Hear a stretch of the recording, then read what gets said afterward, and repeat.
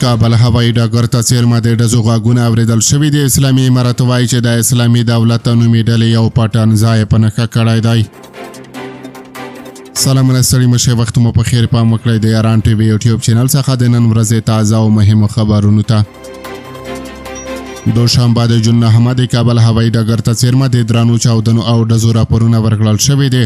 د اسلامي امارت د کورنیو چارو وزارت رسنیو ته ویلي د داعش یا اسلامي دولت نومي ډلې یو پټن ځای په نښه کړی دی. د افغانستان اسلامي امارت د کورنیو چارو وزارت ویان مفتي عبدالمتین کانی لا پیښې وروسته رسنیو ته وویل ځواکونو د کابل ښار قصبې سیمه کې د داعش یو پټن ځای کشف کړی، عملیات ورباندې روان دي. ښاغلي کانی ونویل چې دغه پټن ځای کارا ډول چیرې و او د اسلامي دولت نومي ډلې کسانو ترې څه ډول کار اخیسته. د افغانستان اسلامي امارت اړوند د المرصاد په نوم مجله چې په تیرو کلونو کې د اسلامي امارت د جګړې پر مهال لپاره په عربي ژبه خپرونې کولې پر خپله ایکس پاڼه لیکلې دي.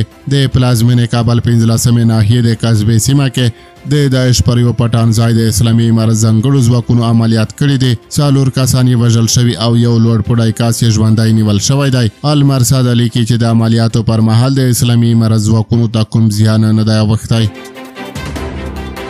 قصبه د کابل نړیوال هوایي ډګر ته څیرمه ګڼ میشته سیمه ده چې د 2021 اګست کې د امریکایي ځواکونو د وتلو پر مهال پکې د امریکا د هوایي ځواکونو له لوري پر شکمنو وسلوالو یو برید کې 10 افغانان ووژل شول.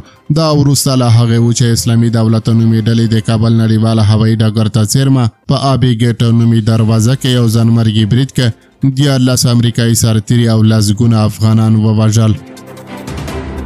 د افغانستان اسلامي امارت له هغه مهاله چې بیا واک ته رسېدلی د داعش ډلې پر وړاندې د افغانستان په ختیځ او نورو سیمو کې ځپونکي عملیات کړي دي.